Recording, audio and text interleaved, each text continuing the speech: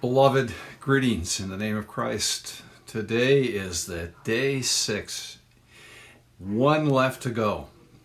But just so that we're consistent, let me suggest to you that we're following along and we're in chapter 5, and now we're dealing with the female judge. Now, I did say that Ehud was chosen because of his disability, so please don't misunderstand when I talk about Deborah being chosen by a female judge. That certainly isn't a disability. The thing that I'd like you to look at is in verse 5 of chapter 5 of Judges. And it says, she held court under the palm of Deborah between Ramah and Bethel in the hill country of Ephraim, and the Israelites came to her to have their disputes decided.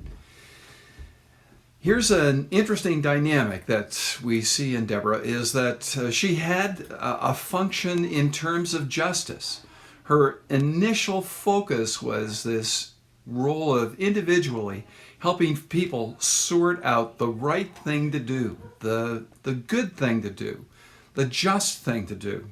She had a focus and an interest in justice issues. Now, the interesting thing is that in addition to that, Deborah is called a prophetess as well.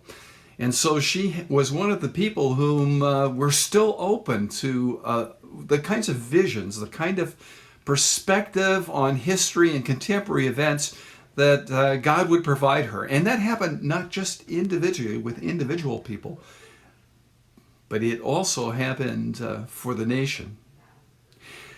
Now, the thing I want you to notice here is that the person who traditionally should take on the role of being the judge or being God's agent, Barak, who was in effect the general of the Israelite army, could have been the hero here. He could have been the transformative, definitive judge who be recorded in biblical history.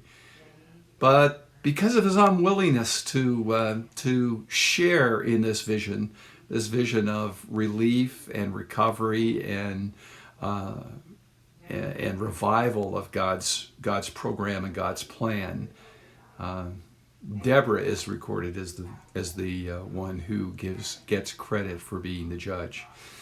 And even in terms of the actual conflict itself, Jabin, who was the anti-hero of the book of Judges here, even his capitulation is given as a result of jail a woman.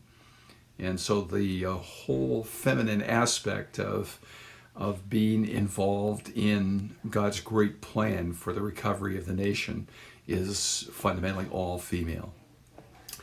So I wonder if we're thinking about God measuring us. There are those of us who seem to be the person who should take the lead, who should be engaged in developing and progressing in terms of the plan and program of God. But there are those of us on a smaller scale, interested in individual issues, like Deborah was in terms of being the judge at Ramah and Bethel under the oak tree. There are those of us who have less responsibilities, but God gives us that opportunity to be in relationship with Him in a much larger role than we've already occupied. And it was Deborah's willingness to step forward, and it was her willingness to risk what she already had to team up with Barak to bring about this great recovery and restoration of God's people. And so I like to think and I like to imagine that when God brings out His measuring tape and measures us, it's not on the basis of what we've already done. It's not on the basis of what the expectations of our role might be or what might be acceptable in the current culture that we're involved in. But it's on the basis of our faithfulness to God. It's on the basis of us of doing the small things, maybe the individual things, that will give him the ability to use us in great ways. Well, as you reflect upon this and as you sense God's measuring tape on you, we have one last judge to do on day 7, and he will be the judge who takes up the bulk of the book of Judges and gives us another small insight onto how God uses his measuring tape.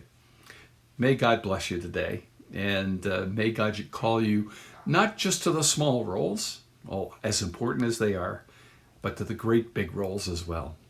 Blessings.